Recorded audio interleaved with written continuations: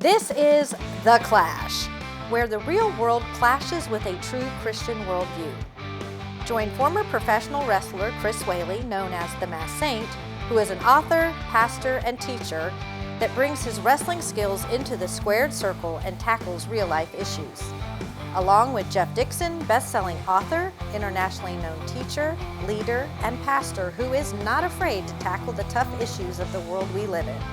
Together they form a tag team of wisdom in The Clash.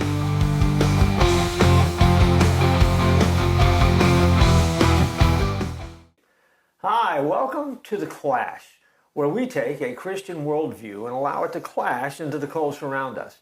If we do it right and we're successful over the next couple minutes, you'll be challenged, stretched, and maybe hear something that will inspire you in your journey of faith. I'm Jeff Dixon. I'm glad that you're with us.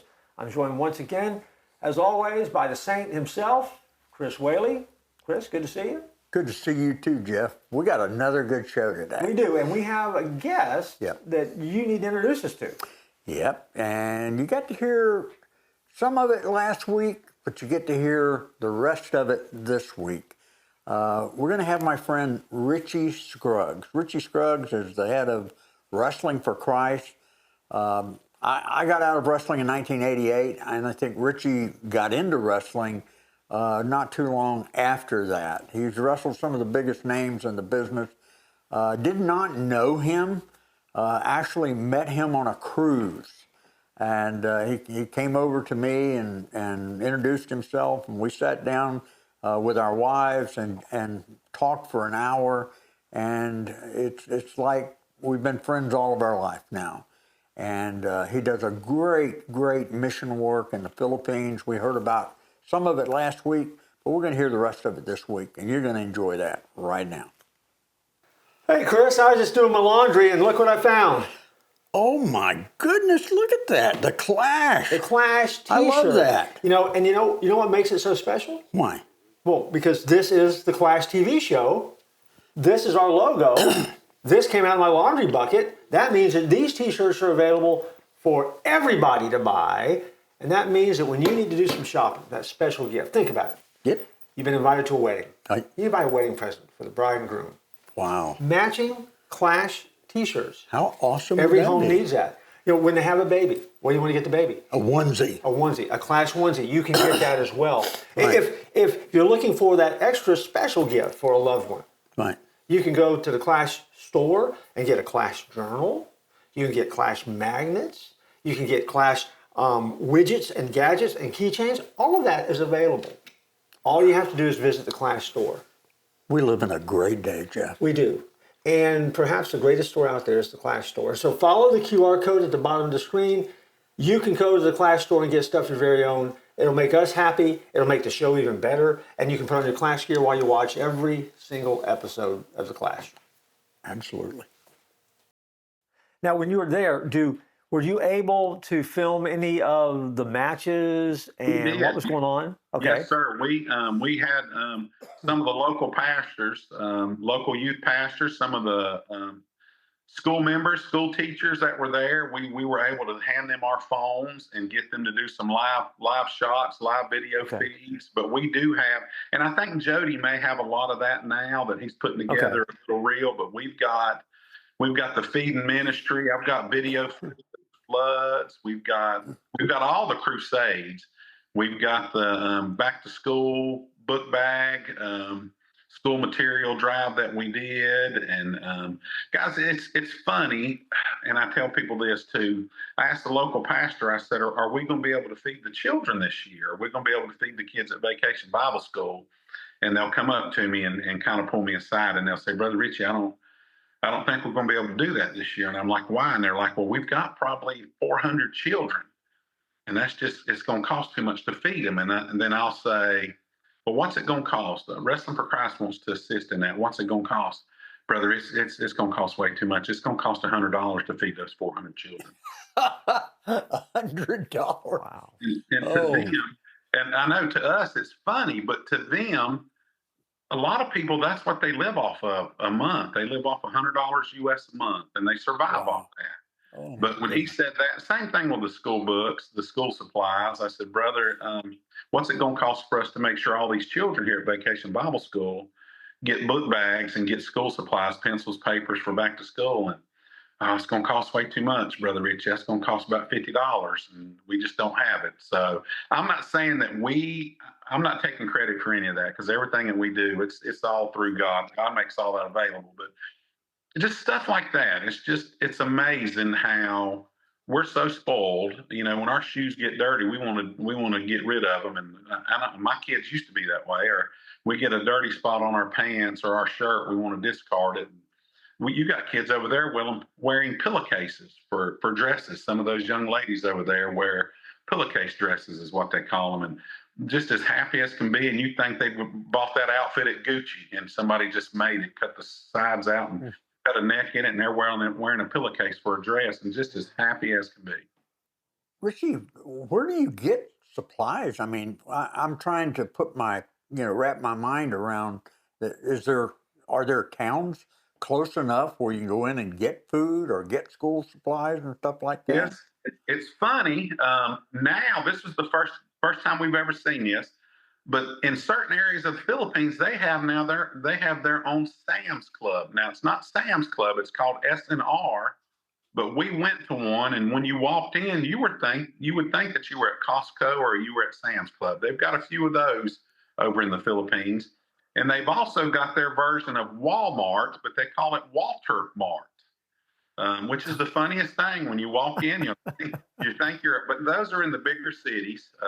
Okay. But we do. So it's actually pretty easy to find places if you've got transportation and you've got the money and the means to do it. There's places where you can buy. I mean, it's very Americanized over there. And when I say that, I mean, they've got McDonald's, they've got Burger Kings. They've got your Pizza Huts and Kentucky Fried Chicken.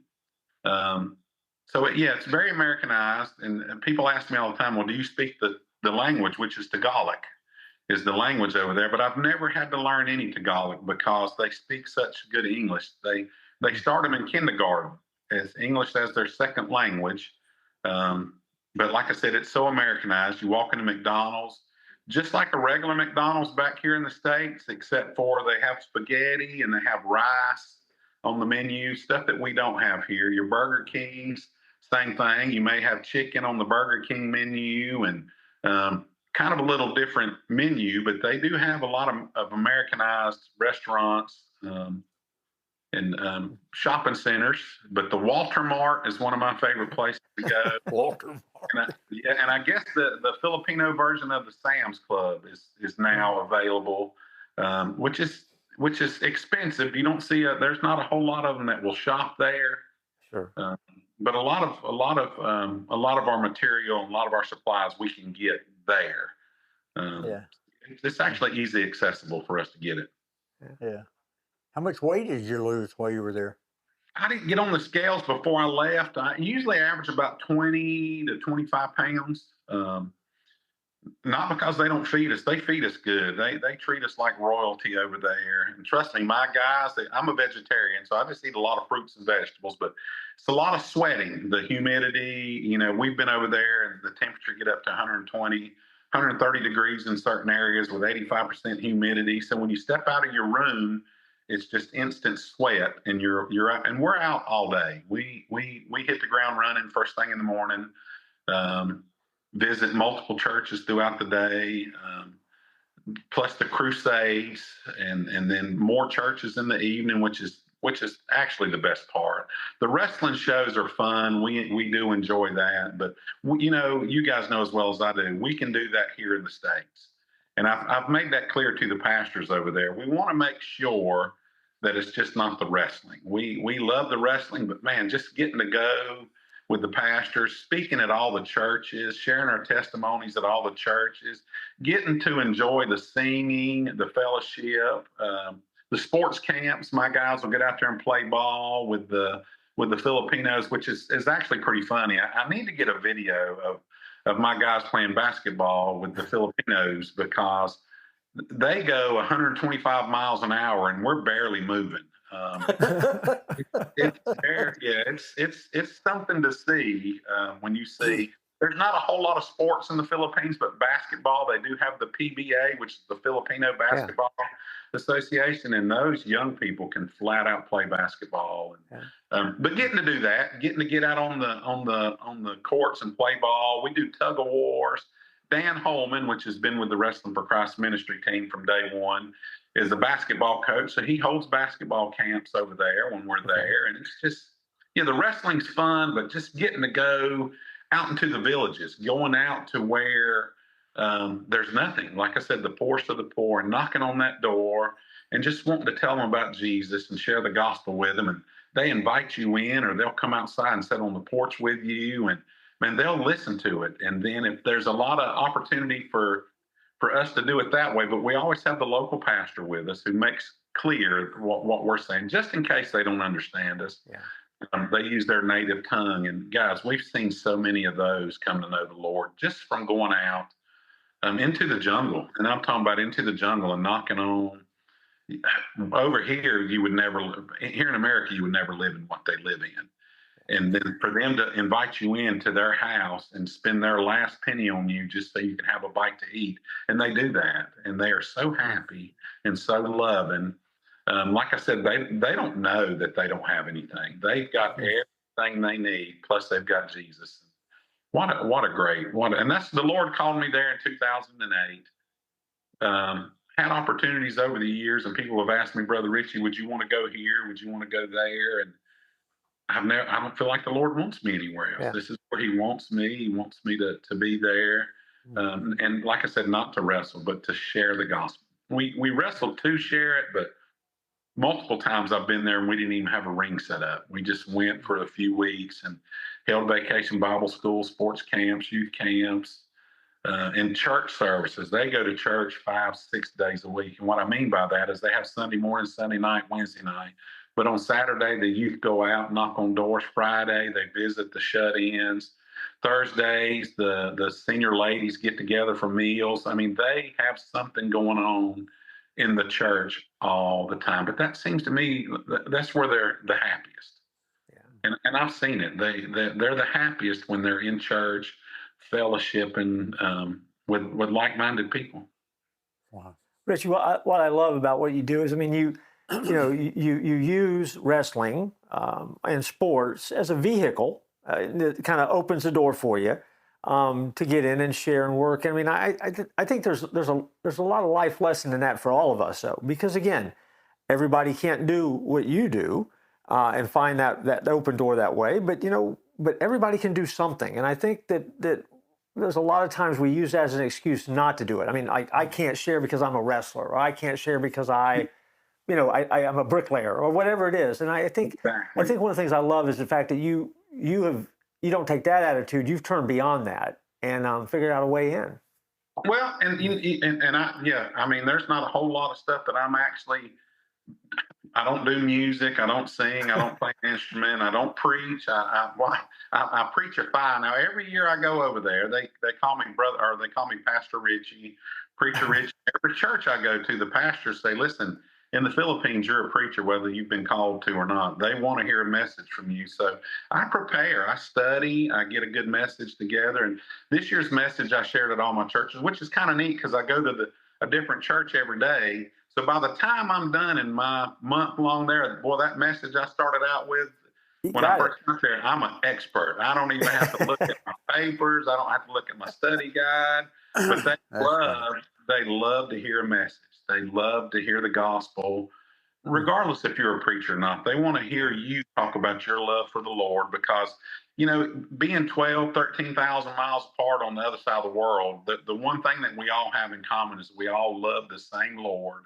We all love the same Jesus, and we're all going to the same place when we pass. So we're going to be together forever. And they love the fact that I can share that. Look at me with white skin, them dark skin, and say, hey, he's no different than me. God doesn't see my color. God sees your heart. He knows your heart. And so we're all the same. When I go to the Philippines, they don't treat me any different than they treat any other Filipino. To them, I'm a Filipino. And to me, they're Americans. We're all the same. We don't see color. We don't see, lifestyles. We don't see any of that.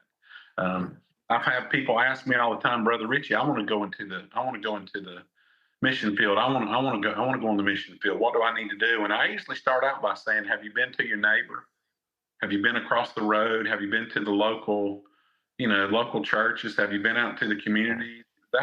There's a mission field. It's not just the Philippines. Yeah, that's incredible. Richie, was your family glad to see you when you got back? They were. It's funny, Chris, I've got a grandson now, Noah. He's 8 months old, and I missed everybody, but I missed him more than anybody. Yep. I got to FaceTime with him. I mean, I missed Zoe and Jay and Tammy, but they know. They know. That's like Pawpaw missed Noah more than he did anybody, and I did. But I was happy to see them, and they were happy to see me. And a month away is it's a long time. I mean, you go on vacation for a week, sometimes 2 weeks. But those Filipino pastors, when they come to the States to raise support, they come here for 6 to 8 months at a time. They leave their family that long, and here I am thinking, man, a month's a long time to be away from my family. But they come here for 4, 6, 8 months at a time and do what I do over there. Yeah. Wow. Well, Jeff, you have a grandson that's how old? Well, he'll be 7 months old real soon. Oh, so wow. I spent a lot of time FaceTime in California. I mean, it's really another country from Florida. It is. And so, it's but we do that almost daily, which is great. The miracle of technology. It's a lot of fun. Yeah, it would really be a hard trip if I didn't get to FaceTime my family. But being able to call and Noah get on the other end of the phone and just laugh at me and smile, and me just get to talk to him, man, it makes the trip a whole lot easier. I'm not as homesick when I get to see my family. I love hearing from our listeners. I have a website called themasksaint.com, and I get people telling me things about the old wrestling days. I love to hear from them. I'm on Facebook, I'm on X, I'm on Instagram, and I just never get tired of listening to people. And if you have not read The Masked Saint, I have that available on my website. I have the Christmas book, Harold's Heavenly Christmas. I have the last book that I wrote with a wrestling buddy called Mr. President. Pictures whenever I was still in good shape. I have those available along with T-shirts, anything. But most of all, just love to hear from you. Well, Richie, you're back stateside now, and so you kind of anytime you do trips like that, a mission trip, mission moment, I mean, there's always a little bit of a downtime when you get back because you're kind of, you're on the go the whole time you're gone, and you're kind of in that moment. You're back now. What's next for Wrestling for Christ? I mean, what happens now? Where are y'all headed, and what's going on in the next few days? Well, while we were there, while the team was there, our Wrestling for Christ here in the States continued. We had several events that went on while we were there. We've got Jody Powell and Shane Austin and Kenny Austin and just the guys, just a great group of family is what we call each other, that continued to do the ministry while we were gone. And then when the team came back and I stayed, they continued to do the ministry. But we've got, like, next weekend's our huge 2-hour TV event called King of the Mountain. This is our second annual King of the Mountain, where all the belts are on the line. And but at every one of our events, the most important part is, I'm over booking the venues and booking the pastors. And of course, we've had Brother Chris in, and a couple of times Chris has shared for us. And then the weekend after that, we are got a big fair show coming up. We're using Ricky Morton and Kerry Morton, and it's nonstop. I should have brought my calendar. We're booked somewhere almost every weekend. Wow. Wrestling for Christ is. Good deal. That's incredible. Well, what now, you were talking earlier about how we can find some of the stuff that happened in the Philippines on your Facebook page and stuff like that.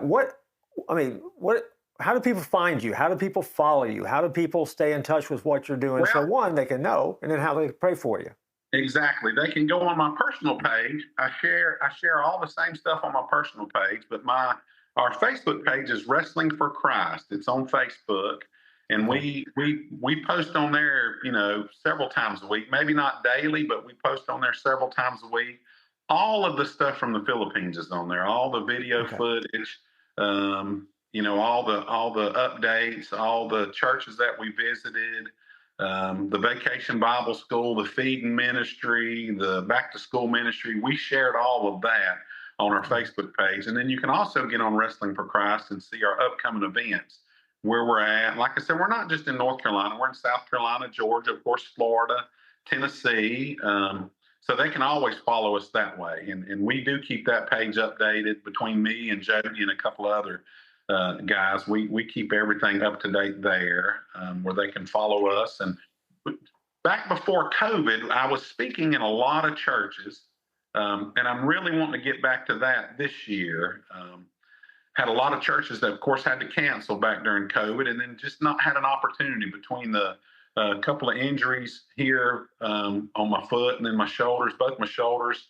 I'm wanting to try this year to get back into some local church, not just local. I'll travel and share our ministry, because there's a lot of places out there that don't even, when they think of wrestling, they don't think of wrestling and sharing the gospel. They don't.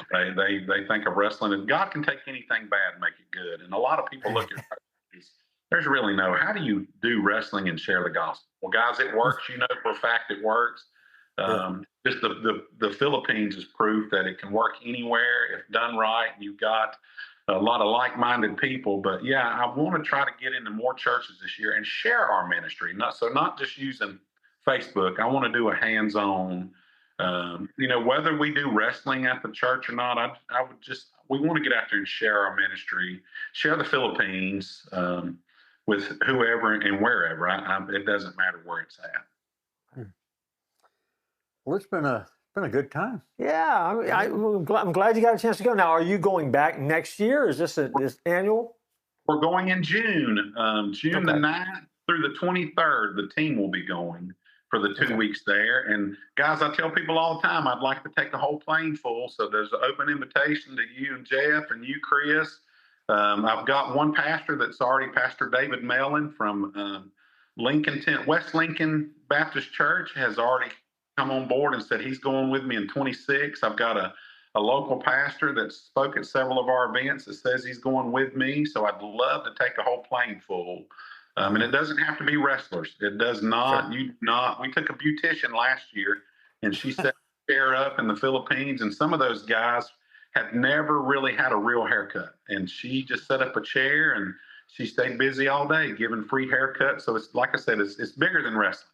Well, I was making sure now. So the beautician, she wasn't there to take care of the wrestlers. She was there for the community, right? Are you making sure? You've seen us. There's no help. I know. I've seen you. That's what I'm talking about. Yeah. There's nothing. She couldn't help us. There was nothing she could do to help us. She brought her barber equipment and brought her capes in a separate suitcase. And once we told the local pastors or the local community center that we were going to have a barber beautician there, they just lined up, all ages, kids, men, women, boys, girls. They all lined up and got free haircuts. If now that I've got a couple of local pastors coming, we are going to book a venue. Well, the venue's been booked in Dingalon, Aurora. They have a convention center that holds several thousand. And the mayor, we met with the mayor here a few weeks ago, and she said, Brother Richie, if you'll bring some preachers, we will hold Dingalon, Aurora is the name of the area, but there's probably 40, 50,000 people in that area. She said, we will open up our convention center and have a big not the wrestling, but a big crusade. We'll bring in our pastors and you bring in your pastors, and we'll just have a weekend of sharing the gospel with thousands. And that's the plan this year. Wow. That's incredible. Yeah. So if you guys want to go, you let me know and we'll get it worked out. Okay. All right.